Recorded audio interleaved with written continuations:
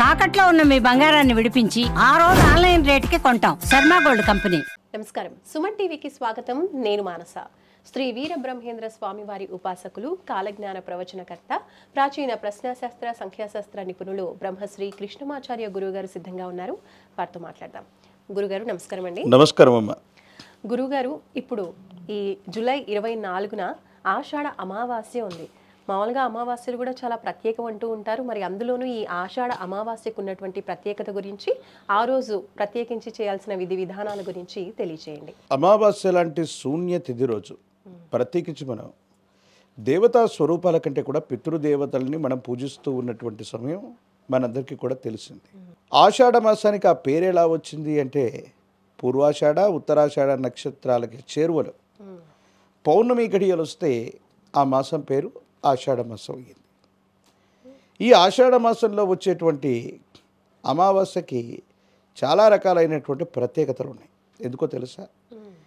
ఈ అమావాస్య ఉత్తరాయణ కాలం నుండి దక్షిణాయన కాలం మొదలయ్యేటువంటి సందర్భంలో వచ్చేటువంటి అమావాస్య. అంటే దక్షిణాయన పుణ్యకాలం, ఉత్తరాయణ పుణ్యకాలం సంపూర్ణమై దక్షిణాయనం మొదలవుతూ ఉన్నటువంటి సందర్భంగా కూడా మనం చెప్తాం. ప్రత్యేకించి శ్రాద్ధ కర్మలకి, పితృ సంబంధమైనటువంటి క్రతువులకి విశేషవంతమైనటువంటి అమావాస్యలన్నీ కూడా మనకు తెలుసు. ఈ ఆషాఢ అమావాస్య రోజు గురు ఆదిత్య యోగం ఉంది. జ్యోతిష్యపరమైనటువంటి పరిభాషలో గజకేసరి అనేటువంటి చాలా గొప్ప యోగం.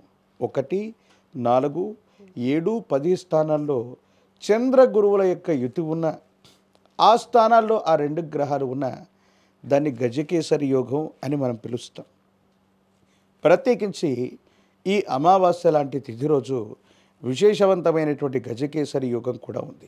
ఈరోజు గనక విశేషంగా దక్షిణాయన కాలంలోని మొట్టమొదటి అమావాస్య అయినటువంటి ఈ ఆషాఢ అమావాస్యని కొన్ని ప్రాంతాల్లో చుక్కల అమావాస్యగా పిలుస్తూ ఉంటారు.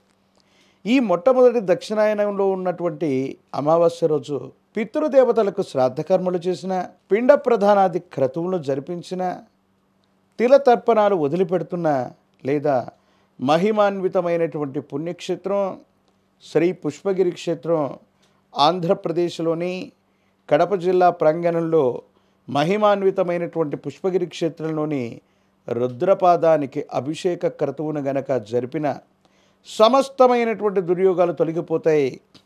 పితృ సంబంధమైనటువంటి విషయాల్లో తరతరాలుగా ఉన్నటువంటి దోషయుక్తమైనటువంటి పరిస్థితులన్నీ కూడా ఒక్క ఈ అమావాస్య నాడు మనం ఆచరించేటువంటి ఈ మహా రుద్రపాదాభిషేకంతో మన పూర్వీకులకు సద్గతులు కలగటం, సమస్యల నుండి మనం విముక్తులవ్వటం కూడా జరుగుతుంది. ప్రత్యేకించి పుణ్య నదీ సంగమాల్లో మనం స్నానాన్ని ఆచరిస్తూ ఉంటాం పర్వదినాల్లో. ఎప్పుడైనా ఈ ఆషాఢ మాసంలోని ఈ అమావాస్య రోజు మీ పరిసర ప్రాంతాల్లో ఉన్నటువంటి ఏదైనా సరే నదీ ప్రవాహం దగ్గరికి వెళ్ళి ఆ మహాతల్లిని, ఆ నదీమ తల్లిని తలుచుకుంటూ స్నానాన్ని ఆచరించి వస్త్రాల్ని గనక, పాత వస్త్రాల్ని వదిలిపెడితే తీవ్రమైనటువంటి నరఘోష, నరదిష్టి, నరపడేలే కాదు, సమస్తమైనటువంటి తాంత్రిక ప్రయోగాలు మీ మీద జరిగి ఉన్నా కూడా వదిలివేసేటువంటి అవకాశం ఉంది. ప్రత్యేకించి భారతదేశంలో అత్యంత ప్రాచీనమైనటువంటి నగరం వారణాసి నగరం. వారణాసి నగరంలోని కాశీ అన్నపుణ్యేశ్వరి స్వరూపమైన అమ్మ నందవర చౌడేశ్వరిగా, చౌడేశ్వరి అన్నటువంటి అమ్మవారి యొక్క దేవతా స్వరూపంగా మారినటువంటి రోజు కూడా ఈ ఆషాఢ మాస అమావాస్య. ప్రత్యేకించి ఇదే ఆషాఢ మాసంలో గ్రామదేవతా స్వరూపమైనటువంటి అందరు అమ్మవార్లని కూడా ఆరాధన చేస్తూ అమ్మవారికి బోనాన్ని పట్టే సంప్రదాయాన్ని ఉభయ తెలుగు రాష్ట్రాల్లో మనం చూస్తుంటాం. వాటన్నిటిలో కూడా ఈ ఆషాఢ అమావాస్యని కాశీ అన్నపుణ్యేశ్వరి స్వరూపమైనటువంటి నందవర చౌడేశ్వరి దేవి అమ్మవారి యొక్క మహోన్నతమైనటువంటి పర్వదినంగా కూడా ఉభయ తెలుగు రాష్ట్రాల్లో మనం జరుపుకుంటూ ఉంటాం. ఇదేమో దక్షిణాయన పుణ్యకాలంలో వచ్చేటువంటి మొట్టమొదటి అమావాస్య. అలాగే అమ్మవారికి విశేషవంతమైంది. పితృ సంబంధమైనటువంటి శ్రాద్ధ కర్మలన్నీ కూడా నిర్వర్తించడానికి చాలా అనుకూలవంతమైనటువంటి తిథిగా మనం దీన్ని చెప్పచ్చు. జ్యోతిష్యపరమైనటువంటి పరిభాషలో కూడా గురు ఆదిత్య యోగం, ప్రత్యేకించి విశేషవంతమైన గజకేసరి యోగం, ఇలాంటివి ఆ రోజు ఉన్నటువంటి స్థితిగతుల్లో ఉన్నటువంటి గ్రహాల యొక్క గోచార పరిస్థితులను బట్టి ప్రత్యేకంగా ఉంది. కాబట్టి గతించిపోయినటువంటి మీ పితృదేవతల్ని ఆరాధించండి. వారి ఆత్మశాంతి కోసం పవిత్రమైనటువంటి పుణ్యనది సంగమ ప్రదేశాల్లో శ్రాద్ధ కర్మలు నిర్వర్తించండి.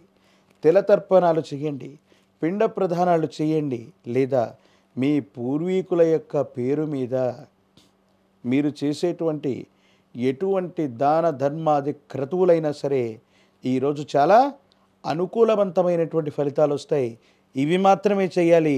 చేయకూడని పనులు కూడా మరికొన్ని ఉంటాయి. ఏం చేయకూడదు గురుగారు? విశేషంగా శ్రాద్ధ కర్మలు చేస్తూ ఉన్న సందర్భంలో మనం క్షవరం చేయించుకోవటం, శ్రాద్ధకర్మ చేసేటువంటి రోజు క్షవరం చేయటం మనం చేస్తూ ఉంటాం. కానీ ఈ ఆషాఢ అమావాస్య పూట ఎటువంటి క్షవరం చేయటం కానీ, గోళ్ళు కత్తిరించుకోవటం కానీ, కొత్త వస్త్రాలని ఆ రోజు వాడటం ఉపయోగించటం కానీ, కొత్త నిర్ణయాలు తీసుకోవటం కానీ, విశేషవంతమైనటువంటి ఏవైనా శుభకార్యాలకి అంకురార్పణ ఆ రోజు చేయకూడదు అన్నటువంటి నిబంధన కూడా ఉంది. ఎందుకంటే ఉత్తరాయణ పుణ్యకాలం ముగిసిపోయింది, దక్షిణాయనం అన్నటువంటిది మొదలయ్యింది. అందుకే భీష్ముడు కూడా దక్షిణాయనంలో తను విడవకుండా ఉత్తరాయణ పుణ్యకాలం వచ్చే వరకు కూడా అంపశయ్య మీద తాను వేచి ఉన్నటువంటి సందర్భం మనకు తెలుసు.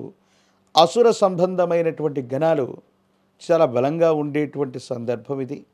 మనుషులందరూ కూడా ఉత్తరాయణ పుణ్యకాలంలోనే వాళ్ళకు సద్గతులు కలగాలని, మరణం సంప్రాప్తించాలని అందరూ కూడా అనుకుంటూ ఉంటారు.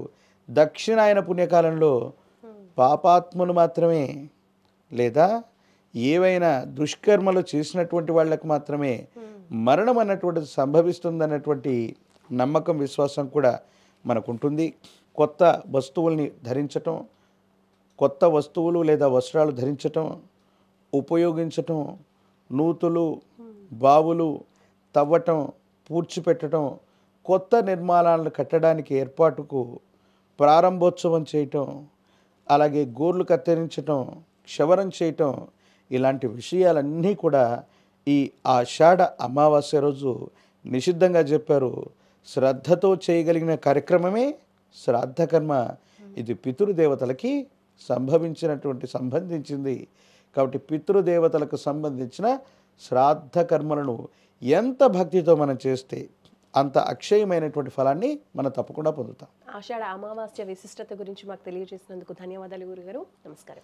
జై వీరబ్రహ్మ, జై గోవిందమంబ జై.